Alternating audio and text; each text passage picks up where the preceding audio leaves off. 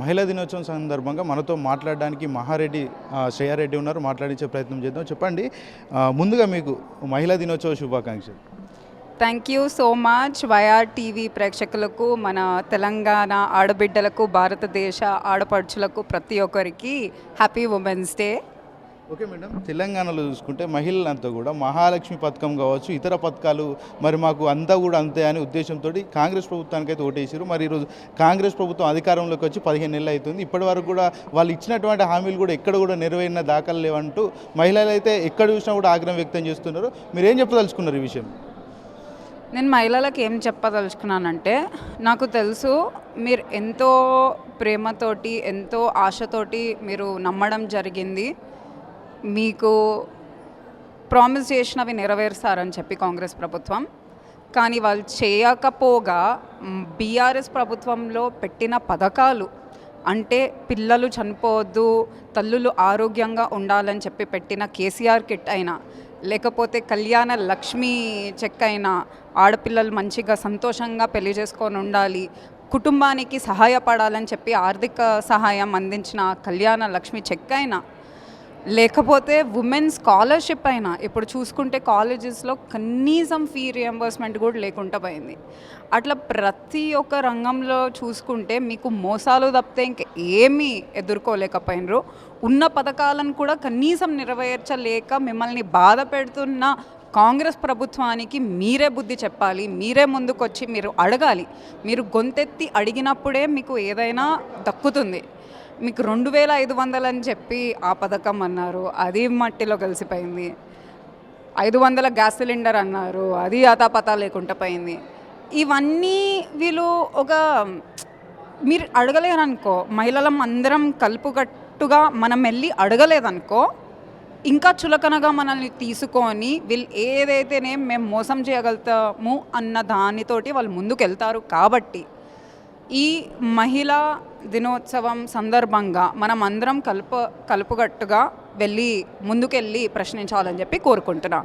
YR TV తరఫున మేము చాలా గురుకులాలు కావచ్చు, గవర్నమెంట్ సంబంధించిన హాస్టల్స్, గర్ల్స్ హాస్టల్స్ కూడా సందర్శించాం. అలాంటి టైంలో ఉమెన్ స్టూడెంట్స్ ఎవరైతే ఉంటారో వాళ్ళు చాలా వరకు కూడా మేము చాలా ప్రాబ్లమ్స్ ఫేస్ చేస్తున్నాం. మాకు ఏదైతే రెగ్యులర్గా ఇవ్వాల్సినటువంటి డబ్బులు కూడా ఇవ్వకపోవడంతో మేము కనీస అవసరాలు కూడా తీర్చుకోలేకపోతున్నాం. మాకు ఎలాంటి జబ్బు వచ్చినా కూడా పారాసిటమాల్ టాబ్లెటే అంకితం చేస్తున్నారు, అది మాత్రం ఇస్తున్నారు. ఇవి కూడా అందుబాటులో లేవని గర్ల్స్ స్టూడెంట్స్ చెప్తున్నారు. ఏం చెప్తారు ఈ విషయంలో?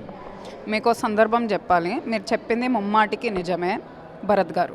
రైట్, ఎందుకంటే నేను మొన్ననే నారాయణఖేడ్లో వెళ్ళిండే, పేరెంట్స్ నుంచి కొన్ని కంప్లైంట్స్ వచ్చిండే, తిండి సరిగా పెడతలేరంట గర్ల్స్ హాస్టల్లో. అంటే ట్రైబల్ కాలేజెస్కి నేను వెళ్ళింది జరగడం అయింది నారాయణఖేడ్ కాన్స్టిట్యుయెన్సీలో. అయితే వెళ్ళినప్పటికీ అక్కడ చూస్తే మొత్తం రైస్ బ్యాగ్స్ అన్నీ ఓపెన్ ఉన్నాయి. ఎలుకల ఏమంటారు వేస్ట్ అనేది మొత్తం రైస్ బ్యాగ్స్లో ప్రతి ఒక్క దగ్గర ఉంది. అంటే ఎలుకలు తిరిగే దాంట్లో, ఎలుకలు తమ వేస్ట్ని వదిలే దాంట్లో అవే పెడుతున్నారు మన పిల్లలకి. చూస్తే కుళ్ళిపోయిన వెజిటేబుల్స్, కుళ్ళిపోయిన టమాటాలు.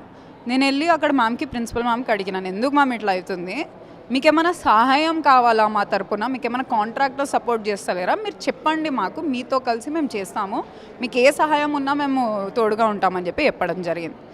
వెంటనే ఈ న్యూస్ పేపర్లో రాగానే వాళ్ళు వెళ్ళి మా మీద కేసు పెట్టడం జరిగింది. ఎట్లా వచ్చినారు మీరు హాస్టల్కి, మీరు ఎట్లా వచ్చి చూసినారు.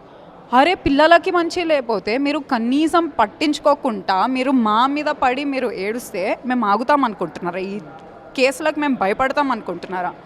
ఇక్కడ ఆడపిల్లలు ఇంత ఇబ్బంది పడుతున్నారు. గురుకులాల్లో ఆడపిల్లలు, మగవాళ్ళు ప్రతి ఒక్కరు కనీసం భోజనం పెట్టకుండా ఇంత బాధపడుతున్న సమయంలో మీరు దాని గురించి పట్టించుకోకుండా ఇంకెట్లా మెరుగు చేయాలి, మేమేం చేస్తే ఇంకా మెరుగుంటుంది, పిల్లలకి ఎట్లా మంచి ఆహారం వస్తుందని చెప్పి ఆలోచించకుండా మీరు ఇప్పుడు కూడా ఆపోజిషన్ మీద పడి ఏడుస్తున్నారు. ఇదంతా చాలా చండాలమైన రాజకీయం. ఇట్లాంటి రాజకీయాలు ఆడి మీరు ఏం సాధిస్తారు? మీరు ప్రజలకు సేవ చేయడానికి వచ్చిండ్రా, లేకపోతే ఒక పార్టీ మీద పడి ఏడవడానికి వచ్చిండ్రా? కాబట్టి అందరూ తెలంగాణ ప్రజలు కూడా ప్రతి ఒక్కరు మేల్కుంటున్నారు. అందరికీ అర్థమవుతుంది ఇప్పుడు ఏమైపోతుంది మన తెలంగాణలో అని చెప్పి. మేడం, గతంలో ఎన్నలేని విధంగా ఈ మధ్య కాలంలో మీలాంటి మహిళా నాయకుల మీద అక్రమంగా కేసులు బనాయించడం కావచ్చు, లేకపోతే పోలీసులతో దాడి కూడా చేపిస్తున్నారు. ఎట్లా చూడొచ్చు అంటారు? ఇది దౌర్జన్యం.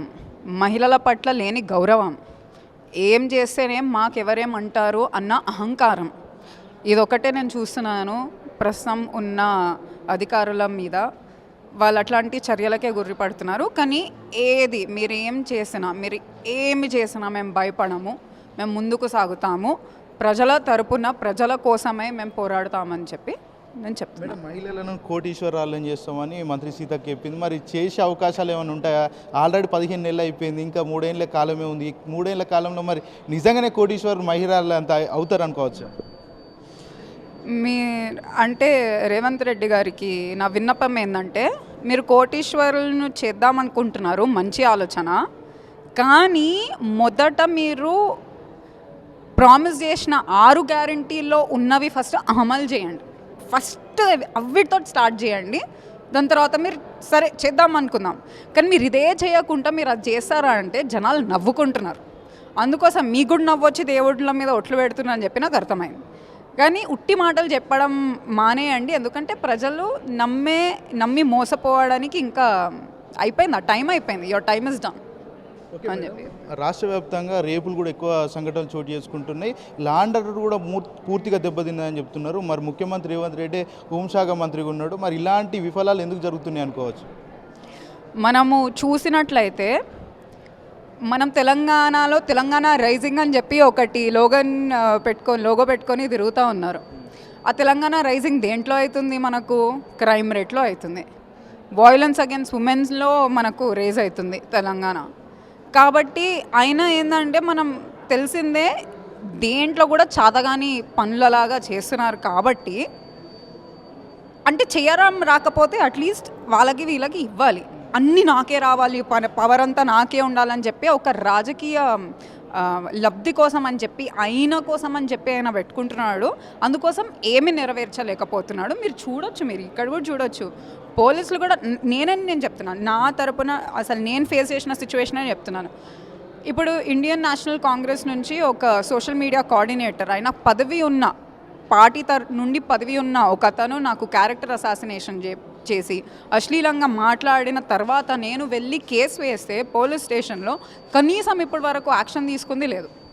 అదే ఏదో కమెంట్ దేనికో పెడితే బీఆర్ఎస్ పార్టీ సోషల్ వర్కర్స్ పదవి లేని వాళ్ళు కూడా పెట్టిన వాళ్ళని పట్టుకెళ్ళి ఒక వారం రోజులు జైల్లో పెట్టింది ఉంది. కాంట్రాస్ట్ మీరు చూస్తున్నారు, ఎంత భేదంగా వ్యవహరిస్తున్నారు, తైతక్కలాడినట్లు చేస్తున్నారు. కాంగ్రెస్ పార్టీ నాయకులు చెప్పినట్లు తైతక్కలాడినట్లు చేస్తున్నారు అని చెప్పి. మహిళల పరిస్థితి ఈ విధంగా ఉంటే సామాన్య మహిళల పరిస్థితి, వాళ్ళు రోడ్ల మీద తిరిగే అవకాశాలు ఏముంటాయి రానున్న రోజుల్లో? సో ఒకటేంటంటే ఖచ్చితంగా నా ప్రకారం మంచి రోజులు రాబోతున్నాయి. మళ్ళీ కేసీఆర్ గారి పరిపాలనలో బీఆర్ఎస్ ప్రభుత్వం వచ్చినప్పుడు మళ్ళీ మంచి పరిపాలన రాబోతుందని చెప్పి నాకు నమ్మకం ఉంది. ఎందుకంటే ఇప్పుడు మనం షీ టీమ్స్ అనేది తెచ్చుకున్నాము. షీ టీమ్స్ అనేది కేసీఆర్ గారి ఇనిషియేటివ్ వల్ల ఉమెన్కి ఎక్కడ ఏం ప్రాబ్లం ఉన్నా వెంటనే స్పందించేటట్లు తీయడం జరిగింది చట్టం. ఇంకా అదే కాకుండా ఎన్నో మంచి కార్యక్రమాలు కూడా బీఆర్ఎస్ పార్టీ చేపడుతుంది. కాబట్టి I'm optimistic for the future. But ప్రస్తుతానికి ఉన్న పరిస్థితుల్లో చాలా దారుణంగా ఉంది. ఇంత దారుణమైన పరిస్థితుల్లో కాంగ్రెస్ ప్రభుత్వం ఇప్పటికైనా మేలుకొని మహిళలను భద్రంగా ఉండి వాళ్ళకి సేఫ్టీ కలిగించే విధంగా మీరు వ్యవహరించాలని చెప్పి నేను కోరుకుంటున్నాను.